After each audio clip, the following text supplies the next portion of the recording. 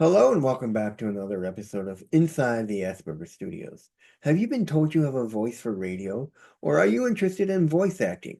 Well, my next two guests have started Ava, Autistic Voice Acting.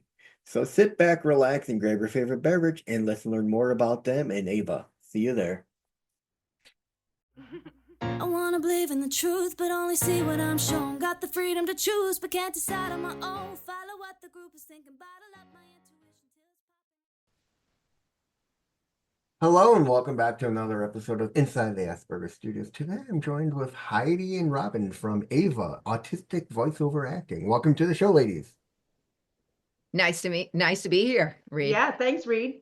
We were just talking about the sense of pride voice acting has given those who are autistic for anybody. I mean, and Robin, you were saying it is that sense of pride saying, I did this and it's an accomplishment I feel good about.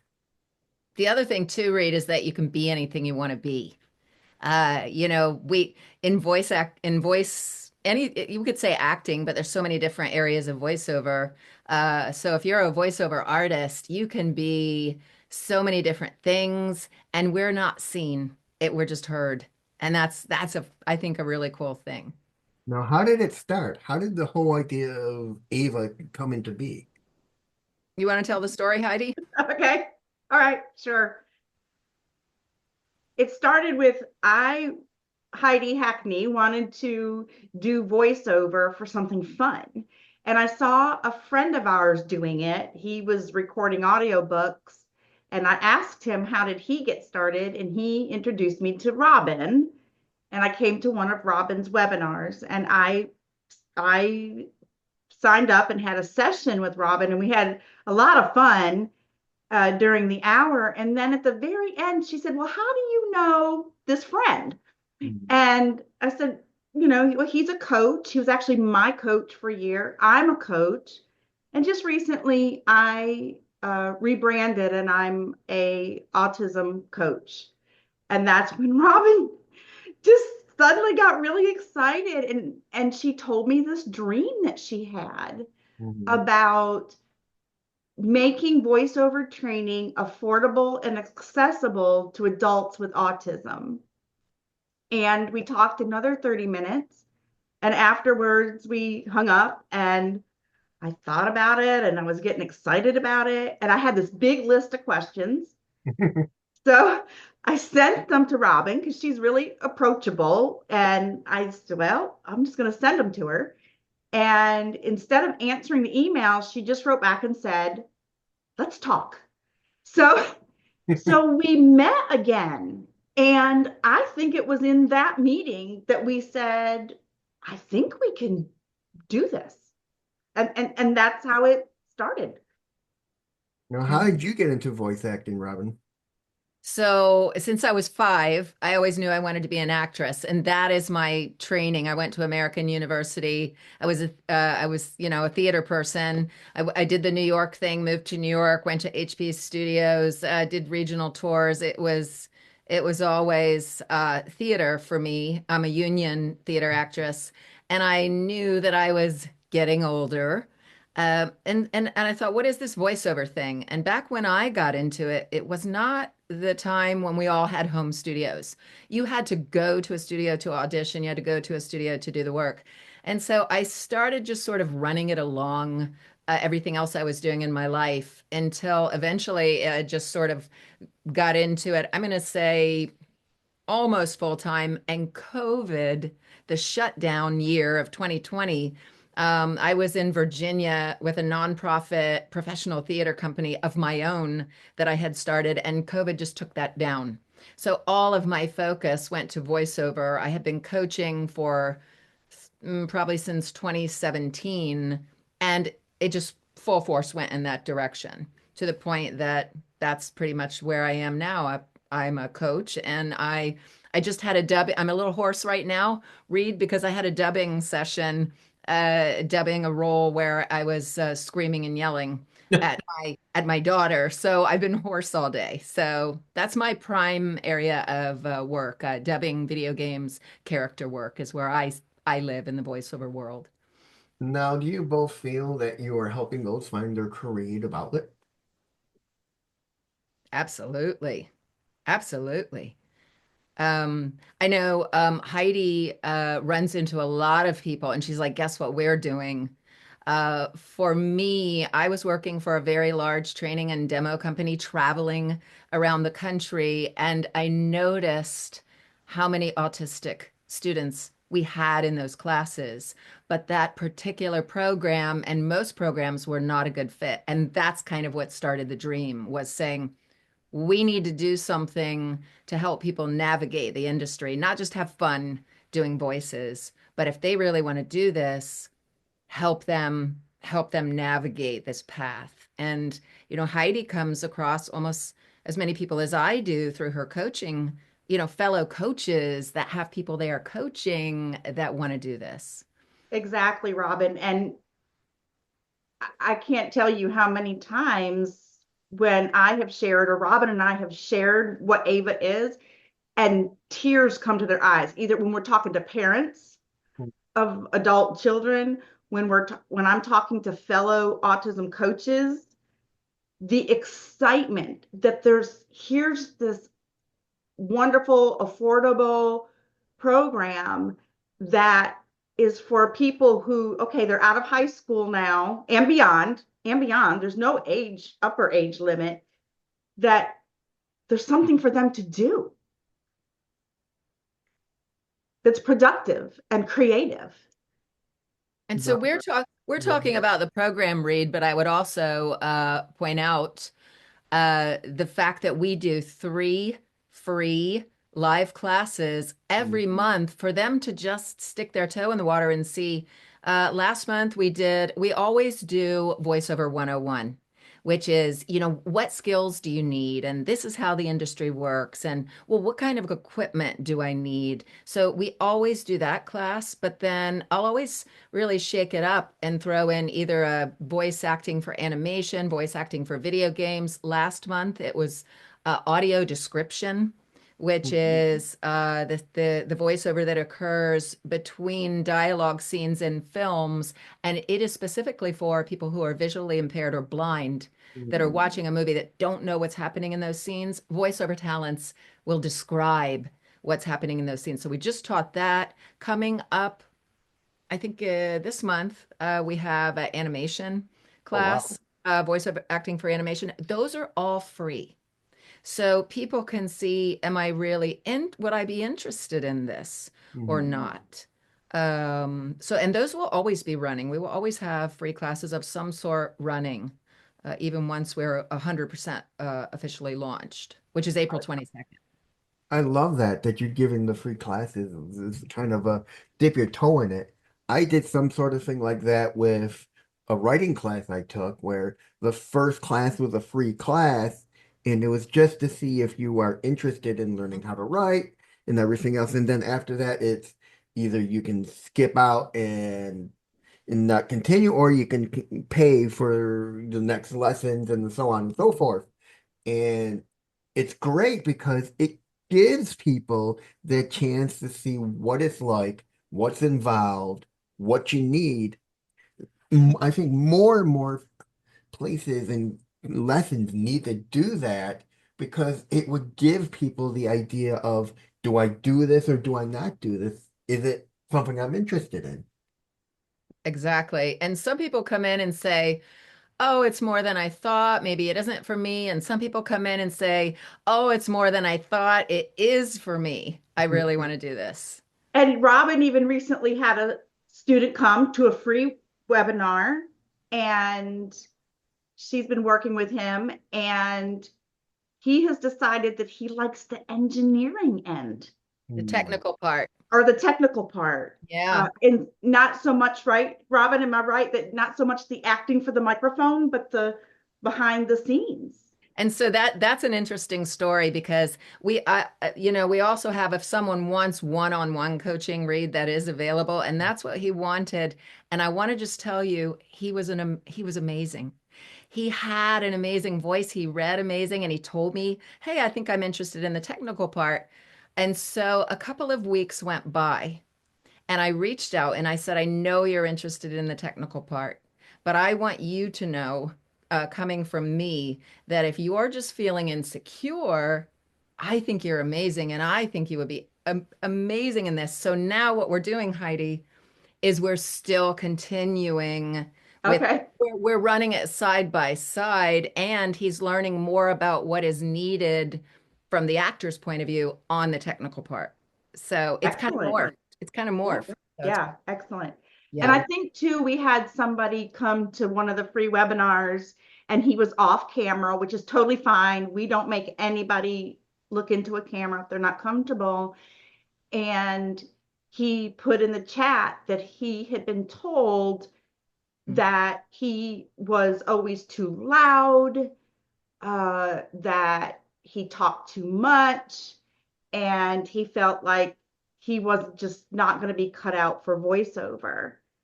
And everybody, not just me and Robin, all the attendees were like, dude, no, you can do this. And his camera came on and he started talking back and forth with Robin, and she was able to assure him, because you don't have to have any type of particular booming deep voice. Yeah.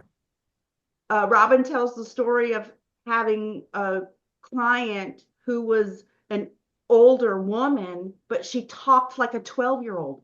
So you can be typed and casted in many different ways without having that perfect or musical, harmonious kind of voice. That's so true. And you know, the rest of the story about that gentleman Reed that Heidi was talking about, I don't know if you remember Heidi, but he talked about how his teacher in elementary school would always say, you are too loud, you're too loud. And she would put him out of the classroom, sitting in a chair Mhm. in the hall. So years of that made him believe that he couldn't do this. And everyone in the room was there to say, hey, don't give up, you can do this. And I think that's the other thing that Ava offers is community. The community, I think, is just as important. The community of like-minded people that Yeah. want to do this is just as important as the lessons, because the belief that you can do this is 80% of voiceover. 20% of it is the mechanics and the acting and the equipment and all of that. But I really think that success in this is the belief that you can, and the confidence. That is so important. Community is, and people don't realize, especially in the autism community, it is so important that you get that feedback from your fellow autistics. And when they tell you that you can do it, it brings that sense of, wow, people believe in me.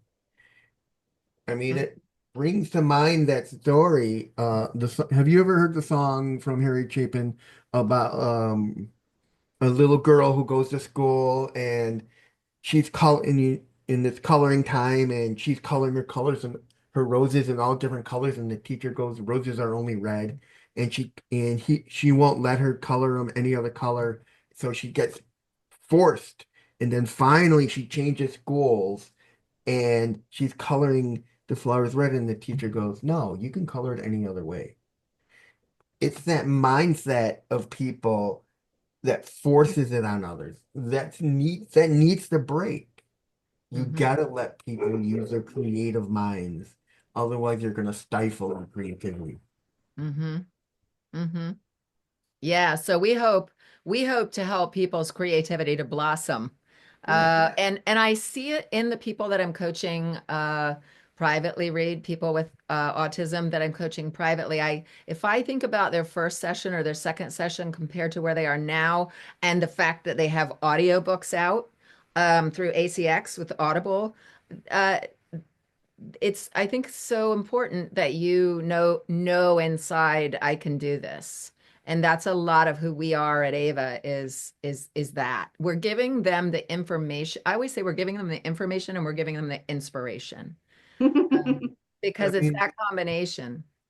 that is so true. I mean, because the autism community, you're kind of forced to think one way of it, but when you open them up, it's like, oh my God, you don't realize how creative we can be. You give us that inspiration to be creative, and it's like opening a floodgate. I would say this is also true of people without autism as well, because I've coached so many people. I think it's not a home run. If you're not autistic, you still have the same fears and doubts, and depending on how you grew up or what support you've had or what teachers you've had, this is across the board for so many people. Um, and it's just knowing how to do it. So you Mhm. feel confident on that side, knowing that you can, and it's just totally cool and fun. So I think that's a lot of rocket fuel too. And we try to keep it that way, don't we, Heidi? I mean, we try Yeah. to keep it fun, as well as just information. We try to really have fun and, be silly sometimes and bring that out in people as well. Mm-hmm. I think that is so important because if you make it serious, people lose interest. And when you make it fun, I think you people start to relax. They We realize, used to, go on, Heidi. sorry, Reed. We used to say I was in the corporate training space, and we used to say, when they're laughing, they're learning. Mm, And that was in a highly scientific corporate space. So Mhm. yeah, when they're laughing, they're learning. They're in the right part of their brain, and they're more relaxed, and that's where creativity resides. mhm. Yeah, I mean, when you feel relaxed, you're more creative. You're able to do what you want to do. When you're stifled and you're told to be serious, your fear kicks in and you're all stiff and stuff, and you feel like you're being judged. Mm-hmm. Mm-hmm. A lot of what Go I ahead. do with coaching people with autism is, well, a lot of it first is self-esteem, self-image. They tend to have really low opinions of themselves, and there's history that explains a lot of that. Fear and anxiety. I work a lot with techniques and strategies around that, and also the executive functioning piece. How do Right. you sign up for a webinar, right? Like, or Robin has already helped an artist already out there producing, recording, and she's already helped this artist with cover letters Mm. to potential clients. So we're teaching, yes, right around the microphone, but so much more. There's so much more. It goes so much deeper. That's right. And I would say what Heidi's talking about is someone who is so skilled, has such an amazing voice, is such a great actor, but doesn't know how to get themselves out there. Or it might have been the copy that was on the website that was just not what it needed to be to show, who they were, or how to approach. And a lot of people are like, oh, but that's not me. I just can't reach out. I can't do that. And that's not me either. So, I know how to sit there in my own privacy and send out cover letters and send out my voiceover samples. I don't have to pick up the phone and cold call people. I don't have to knock on doors. I don't have to do any of that. And I think that's a misconception of this industry too, that you have to do that. So if you're a person that is just not that person, I'm not that person. And I am an introvert, but I am extroverted when it comes to something I'm passionate about. And that is this. But in general, I was fine during the COVID shutdown. I was fine by myself. But I think when people find they're passionate about something, they're going to break through walls that they never knew they could break through before. If voiceover is that for Yeah. that person. I mean, Yeah. that is so true. I mean, it's like once you find that special interest, you never stop talking about it. And Heidi, I'm pretty sure you've had your clients you've coached who will talk your ears off about their special interest. Absolutely. And I'm pretty sure some of your clients that you've coached who are autistic talk about their special interest while you're helping them with their voiceover acting. Sure. What's so great about with that though, Reed, is Robin was able to, even with one client, take that special interest and run with it within voiceover. That's why it's so versatile. And let me just say this for your listeners. We know this isn't for everybody. Mm. We get that. I have a nephew who is nonverbal. He is not going to get in front of a microphone. And and we understand that. We know that this is for a particular population, that this would be their passion. Now, do you see more men or women coming to you? I can tell you by looking at our ever growing email interest list that it's about 50-50.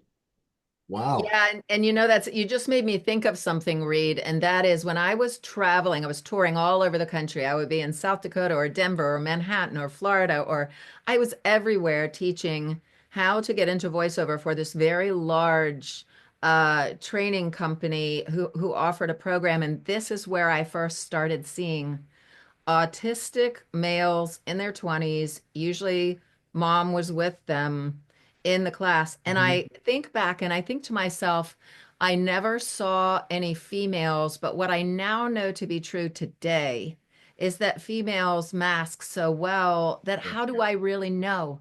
I probably didn't know because what Heidi just said, and I was thinking of what my answer to that question was, Heidi, in teaching the classes, and I would have said we are 50-50. We are 50-50. So I think when I was teaching those live and in-person classes, either females did not want to attend in person or they were there and I just didn't know. And I really believe that, you know, and my coaching one-on-one, Mhm. 50-50. It's Wow. 50-50. Yes, yes, and when you look at our survey that we did, and again with the questionnaire that comes with the gathering the email information, 50% are experienced and Wow. 50 are novices and have never done it. And that surprised me. I thought it would be a lot less, yeah, a lot less people who already had experience. And we have programs and content for both, all levels. Wouldn't you say, Robin? All All level, you know, levels? yes, I was just recording a class the other day and I was very aware when describing things in the class. I would break off and say, okay, if you are already in voiceover and you have equipment, then you're going to know this. If you don't, let me just take a second and explain this. So, you know, rather than having a million classes that are split like this, I'm really working hard to incorporate it. I would also say I'm adding a large library of practice scripts because everybody always wants practice scripts. So we have commercial and animation and audiobook and, you know, in animation, here are villain practice scripts. Here are hero practice scripts. Mhm. Here are sidekick practice scripts. But I'm becoming very aware of making these scripts non-binary so that anybody could do this particular script the way that it's worded. And so everybody can access every script that's Mhm. in that library, however you identify. No, that reminds me of a question actually.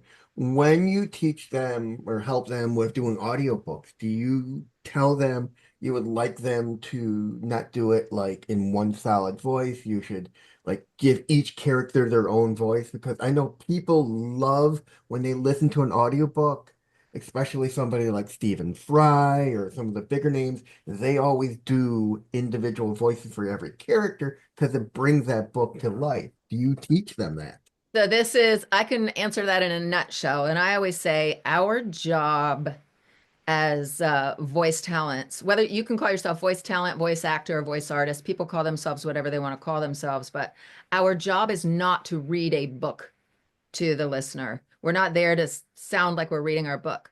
Our job is to invite them into the book Mhm. So and invite them into the story, into the bring them part story. of the story. And I always tell my students, pretend like the listener is blind and this is the movie.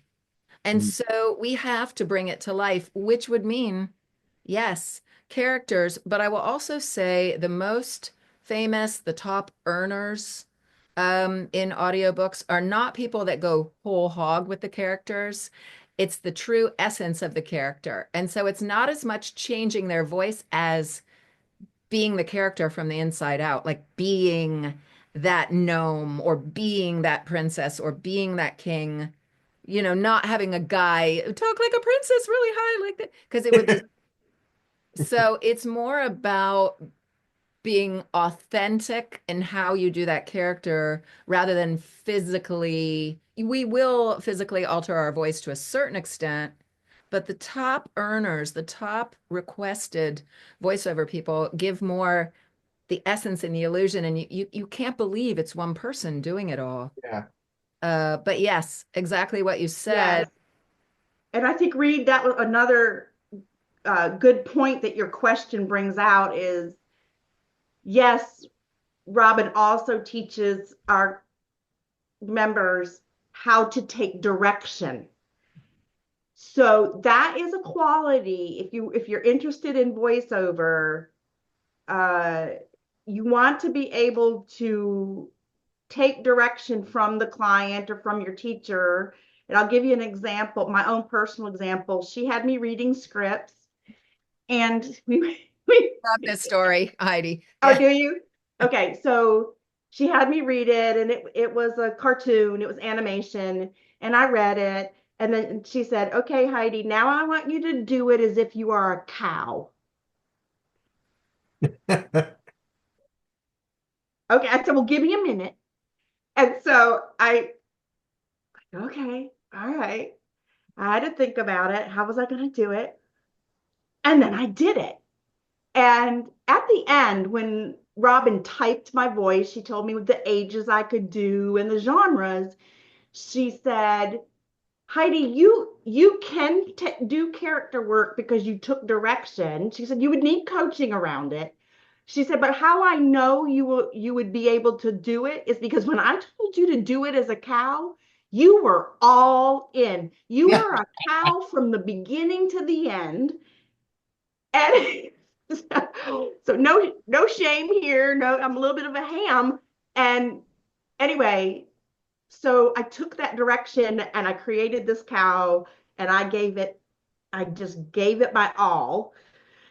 And that's a hint too, that if you're gonna be that princess or you're gonna be that little green gnome, then be that. So be a Be character. that and be it with all your being. Commit. We say Oh, commit. commit. Okay, commit to it. Yeah. Like, and some coaches will say you have to commit 100%. And I always say you have to commit 200%.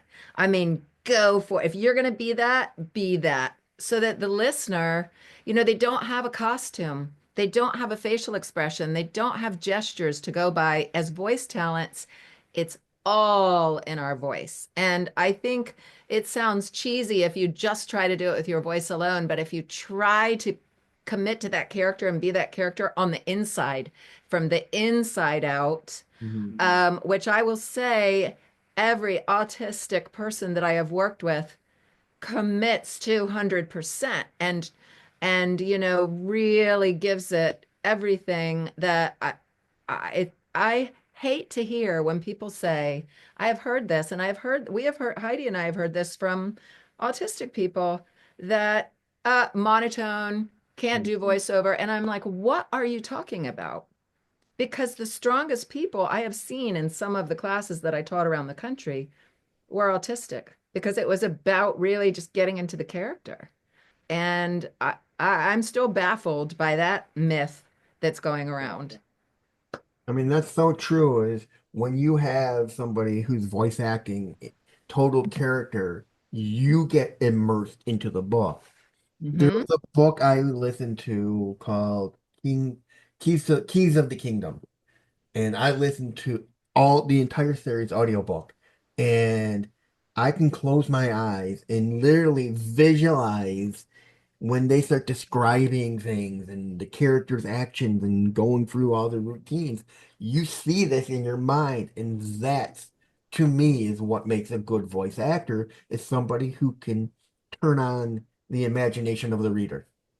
And so in audiobooks, there's a lot of prep work. If you have a fantasy book or sci-fi or something like that, you will take that book as a narrator and look at all of those characters and figure out how you're going to do those characters and what's the history of that character. And so there's a lot of prep work with that. But to me, Reed, that's the fun part because that's where you grow everything. It's like that's where you flesh your characters out. And the more specific you are, the more you get a reaction from the listener, like what you just Yeah. said. That person, whoever narrated that book, probably really made choices and decisions on how is this character going to be? How is this character? They didn't just fly by the seat of their pants. Oh.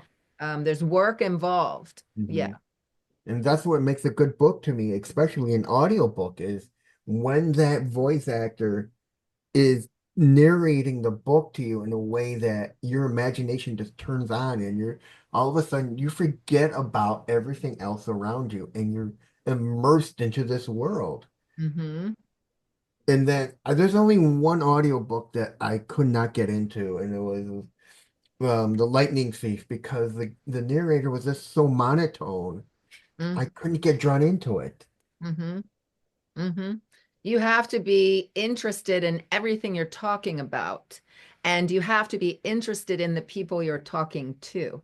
Yeah. And in general, just a little tip here, when we record to one person because even if the book went out to 1 million people, every part of that million is a single person Yeah. listening to that book. So if you narrate it as if to one person, then that one person listening to the book feels like it's all for them.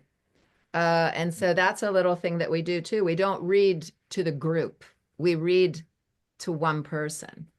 I mean, that's the thing people need to realize is you are only reading to one person. It may be millions of people reading the same book, but Mhm. that millions is combined down to one individual person That's right. because everyone has got the same imagination, the same thing. They hear the same thing you hear is your voice, your dictation of this character. And Hmm. that's why it makes so much sense. Hmm. Now, how do you go about breaking the shyness of your clients who are so afraid to like voice their actions?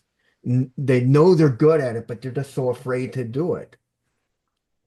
I think a lot of that is how we go about the classes, Heidi. I think we're very open, we're very welcoming. Sometimes we'll have classes where we get someone that has their equipment, they've been doing some things, and we have people in there that are just brand new. They're sticking their toe in the water, they're not sure. And even people that have their equipment will learn things. Mhm. I think we just stay very open-minded. If someone wants to have their camera off in the class, I don't consider that rude. As some classes require you've got to have your camera on, you've got to engage. And I think the way we look at it is just because you have your camera off doesn't mean you're not engaged. It Yeah. doesn't mean you're not interested. Just because you're making eye contact, not making eye contact, Mhm. doesn't mean you're not interested. And so I just kind of give everything I have to give. I always leave it. We always have a Q&A, live Q&A at the end of every class for questions so that anyone can ask anything that, maybe I didn't cover. And then I always give my email address and say, hey, if you think of another question at 4 in the morning or 2 days from now, you can still write me. Just write me and ask me the question. And I think that openness lets people know it's okay. And maybe I feel safe here. No one's gonna pounce on me or do any, make me do something I don't want to do. And I think the shyness wall breaks down with the comfort level. As the comfort level goes up, the shyness wall comes down. I don't know. What do you think, Heidi? Well, I think too, they know that this audience, everybody is on the spectrum. Mm-hmm. And I think you said it earlier about it's important for autistic people to be in community together because they understand each other. And I think that is evident in these webinars too, that and the experienced people are encouraging the newbies, and it's just a really welcoming atmosphere. Mm-hmm. What are some of the biggest interest you see people interested in when they come into your class? Is it animation? Is it movies? Is it commercials? Is it voiceovers for announcers?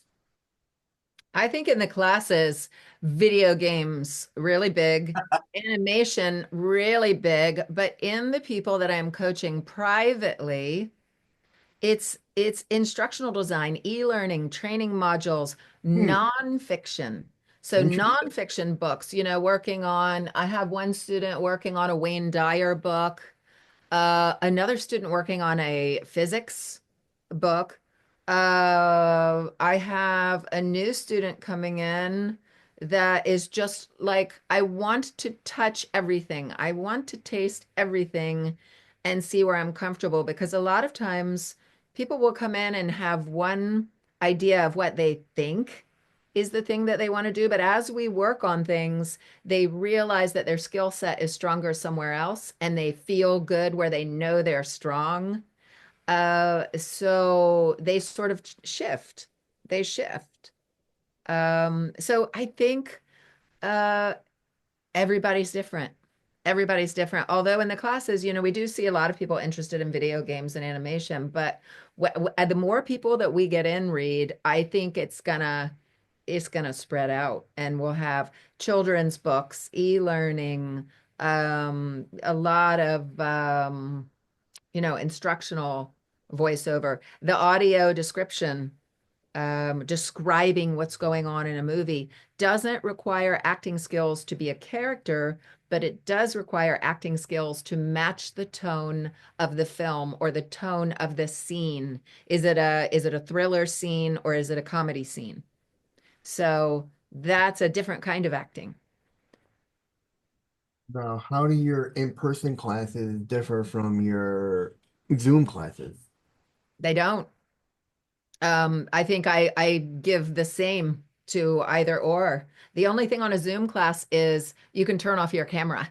Where an in-person class, you are there. But I will say I learned during the COVID shutdown when everything went online, the use of turning your camera off can be an amazing thing in voiceover. For Oh yeah. instance, I have an exercise where I would have the class and you would read a script that gives you nothing. Like it doesn't give you any kind of emotion. It's just like a sentence that is just flat words about something.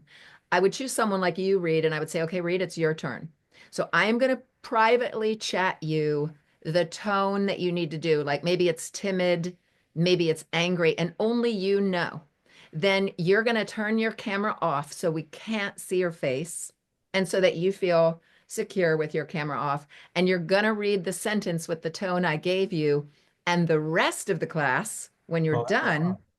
the class will not guess what you did. The class will tell you the tone that they heard. And Oh, I always say, not guess. We're not just guessing. We're helping Reed to know what he's getting across. Like you may think you're getting across timid, but it might be something else. And so then we work on what is he missing that would make his sound more timid. So that we could not do in a live class because we'd kind of have to say, okay, everybody turn around and don't look at Reed. So it's really to be online and just say, okay, turn off your camera. So there's, I have a question, Robin. Did you ever ask anybody to be a cow? oh, lots of times, lots. Uh, Hamster, or I would have the class come up. Let's say Reed's going to reads a cartoon character, but we want to give you different ways of reading it. Read. So the only thing we're going to do is change animals on you. So if you read it as a cow, it's going to sound different than if you read it as a flea or a Tyrannosaurus Rex or a piglet, Oh, So the sound, so we would let the class choose the animal for you. that's interesting. That sounds fun. Yeah. I mean, Yeah, it that's the kind of, fun part. I mean, that kind of reminds me of the whole thing of you don't know what, when someone asks you to describe yourself, you can't because you don't see yourself from the inside out. You see yourself from the outside in. And that's why when you ask to describe yourself, you're describing what you think you see. And Mm-hmm. that's the same thing with your voice. you don't know what you sound like until someone says, you know your tone. That's why when my mother's always saying, you have this tone about you, and I'm like, no, I don't. She's hearing it, I'm not. And that's Yes, so important. Reed, I grew up with the same thing. My mother would always say, "Don't use that tone with me," and I'd be, "What tone?" And Yeah. what's interesting is I basically voice, like I just did it today with my dubbing, I always voice the villains, the bad ones. And what it is I naturally have a monotone, I don't care sound. When Yeah. I could be as interested as I could, I'm just, it's so into it. But something about my delivery is snobby or I don't care. And I now, as a voiceover person, today know You like that that. and I teach this, your sound does not necessarily match your spirit or who you are. And so Heidi knows this from watching my classes a million times. It's very important as a voiceover talent to know what your voice age is, not what your real age is, because you know that, and to know what your sound is. Because if I want to go for a Disney princess, I am never going to get a job and I'm going to get really frustrated. I'm going to say, what's wrong with me? Because the answer is you don't have the sound of a Disney princess. You're the evil queen. So that's one thing I work with people on too is knowing what your sound is Yeah. because I it mean, doesn't match your spirit. It might match your spirit, it mhm. might, but it doesn't necessarily always match. It reminds me of I had a guest a while back, a long time back, and he literally had to go for voice acting classes because his voice was so high. His family would say he sounded very condescending all the time, and it almost ruined his marriage. He had to learn how to lower his voice so he sounded more sincere. Hmm. I had a lot of that as a child too. Stop yelling. Stop talking so loud. I Mm. think for me, I always wanted to be a stage actress. I think from the time I was born. So I was just practicing my projection. So I mean, you're so right. People don't realize the sound of their own voice, that's how it right. comes across. That's right. Why people will say, "Oh, you have an attitude," and we always say, "No, we What don't. attitude? We don't Yeah. hear it." My mom always says, I come across with an attitude problem." I'm like, "I don't hear it." Yeah. And she's like, Yeah. "Do you want me to record yourself?" And I'm like, Yeah. "No." Yes, I can relate. I can relate. But so what we try to do is have you take that voice, know where it fits, and be successful with it instead of changing how you've always, it's just the natural way that your spirit comes out of your body. And that's the tone it is. And I think those that know you and love you really know, Yeah. you're not condescending. That's just how you sound. So make money with that sound and go be, yeah. Now, what kind of success have you seen with your voice acting with Ava alone? So we're brand new, Reed. We are just growing. So we've been doing free classes November, December, January, February, and we're into March now. The April schedule is coming out. Mhm. I'm just going to put a plug here, autisticvoiceoverartist.org. The classes are there and the links to register for the classes are there. All people have to do is just click on it and they're I'll in. leave, They can come to a free class. and I'll leave the links in the description down below so people. Yeah, I mean, and you can come check it out. But so we are launching April 22nd with the program. Mhm. So far we're not what should I say, Heidi? We're not officially launched yet. We're not fully operational as far as selling membership, the monthly membership subscriptions, Yeah. but we're going to have an early bird special starting around March 24th. They can get a half price 1 month subscription for that 1 month, and then we go full on April Tuesday, 22nd. April 22nd, which is Arbor Day and National Voice Day. It's Earth Day. Or Earth Day, I mean, Earth Day and National Voice Day. Yeah. Yeah, so you can do either monthly or get a discount if you buy an annual membership. Hmm. Now, how do you guys get the word out about Ava? I mean, if you're brand new, how do you get the word out? How do you let people know you exist? So many different ways. Hi, here with you, Reed. Yes. We are in a, I don't know whether to call it a newsletter. It's called Bright Feet. So it's Bright, Bright, and Feets, Feats, that puts the word out for us. And then we are also educational partners with Autism in Entertainment, or AIE. They are out of California, I think LA area. And we came across them. Heidi found them, and they have classes and all kinds of information for film and stage and singing. But we were like, where's the voiceover? So we joined and went to several classes, and so now we are on their website. We are educational partners with them. I am supposed to be teaching the video game class coming up. We haven't set the date yet, but that will be through them. And we're constantly in meetings. And Heidi, Social media, we're on TikTok, yeah, TikTok, Instagram, Facebook, yeah, LinkedIn, and our website. We are Blue constantly Sky. Are we people on to the Blue website. Sky? Yep. So we are a small team right now as we build and grow, but we're quickly coming up to the launch. So I am keeping busy recording classes for the video library where people can visit at their own leisure, whenever they want to, and teaching live classes. So once we launch, we will have 3 free classes to attend a month and 8 classes within the membership, 2 live classes every week. And we will have challenges and practice classes. And by the way, Reed, if someone comes to a practice class and doesn't want to get in front of other people, they can have their camera off and watch and learn and listen to the feedback of other people as well. So you would still benefit from that, even if you are a wallflower. But what I notice with that is people eventually, they're ready. They're ready to go, and they're ready to do it themselves too. I mean, that reminds me of a story. I went through something through high school called we had something called Snowball. And what it was is district-wide schools would get together and we went out to a retreat.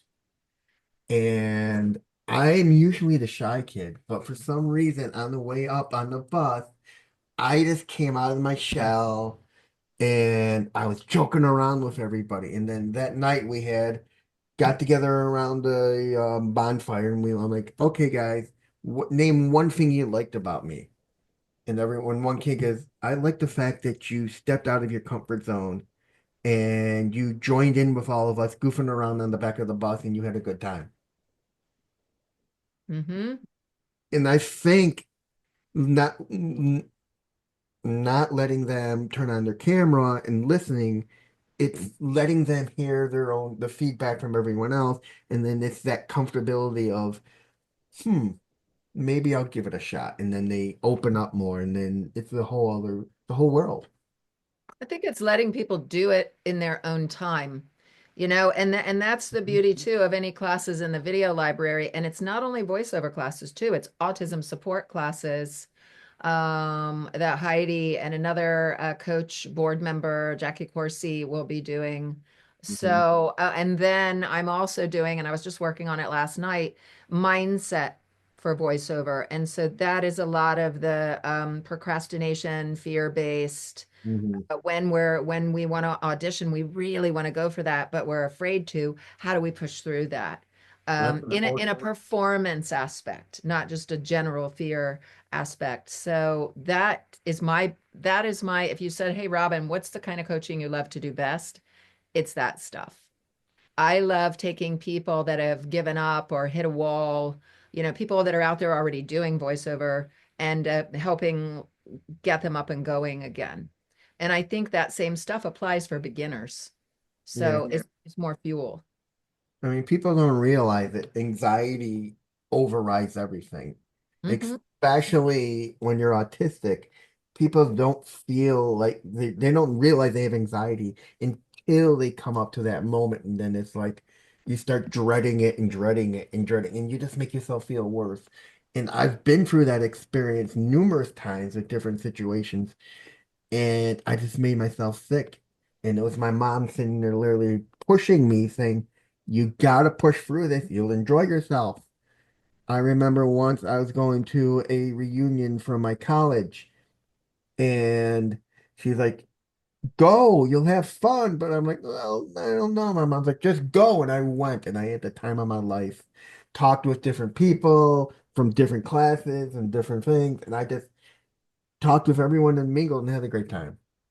So my I fa- just I just went to a uh, monthly webinar with the Autism Society of North Carolina yesterday, and the whole program was about depression and anxiety and the differences between those conditions in neurotypical people versus Hmm. neurodiverse people. And uh, autistic people have more challenges around understanding that certain visceral things that they're feeling in their body Hmm. equal anxiety.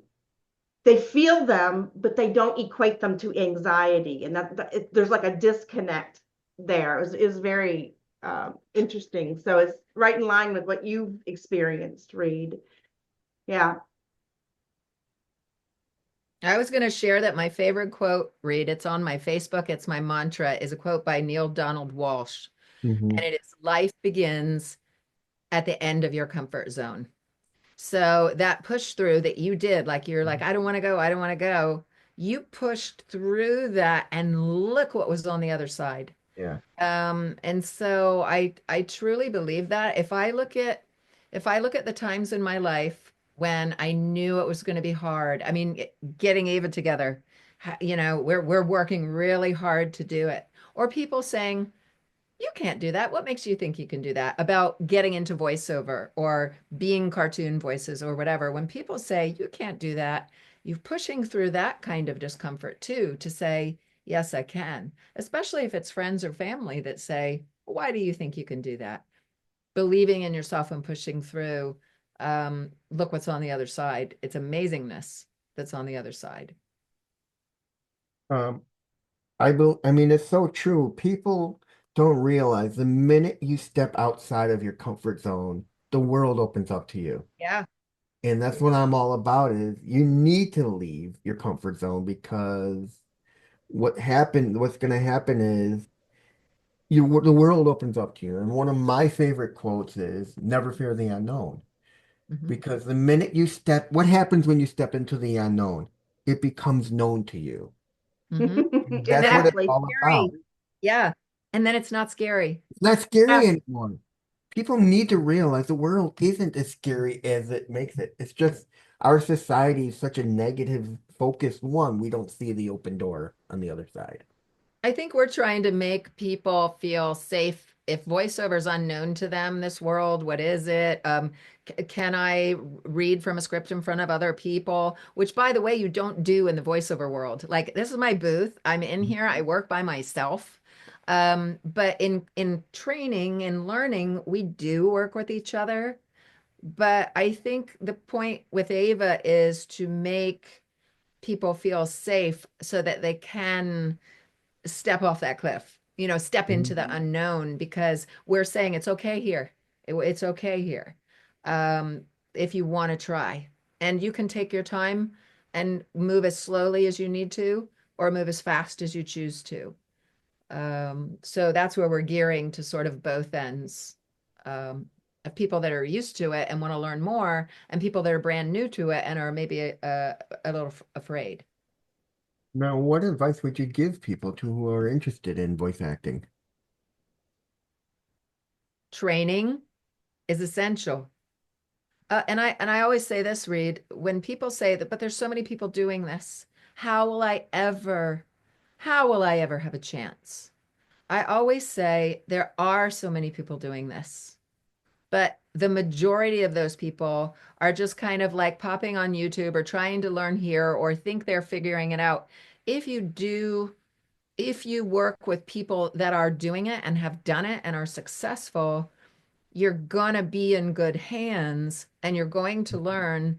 And if you take direction, like Heidi said, if you can take Mhm. direction, if you know what you're doing, because you don't know what you don't know, And that's what we're here to show you. Mhm. And um, if you do your homework, Mhm. then you're going to be in the top percentile of that pile of people that want to do this. So I always say get training, you know, listen, step outside of your comfort zone a little bit and have fun, and we try to help you find the area where you want to be, because that's fuel too. If you're like, if you want to do animation and we're saying, oh, no, no, no, you have to do training modules, you would just have to do training, that's not going to be very good. So figuring out what area you want to be in is important too. And guess what? You might think it's one area, but it's only through training and exposure that you learn whether that is in fact it, or it's another area, or hey, it's everything. I love everything. Um, so it's just awareness, like anything else. Anything else. I mean, you couldn't be a hairdresser if you just bought a pair of scissors. You can't be a successful voiceover person if you just buy a microphone. You have to learn the process. And finally, where can people find out more about Ava? Heidi? I didn't hear the question, Reed. I'm sorry, it was a little. Where can people find out more about Ava? Where can they? At autisticvoiceoverartist.org. We are a nonprofit. So that's it, ladies and gentlemen. I'm Reed Miles. That was Heidi Hackney and Robin Brooks, and I'll see you in the next one. Thank you, ladies. Thank you, Thank Reed. you, Reed.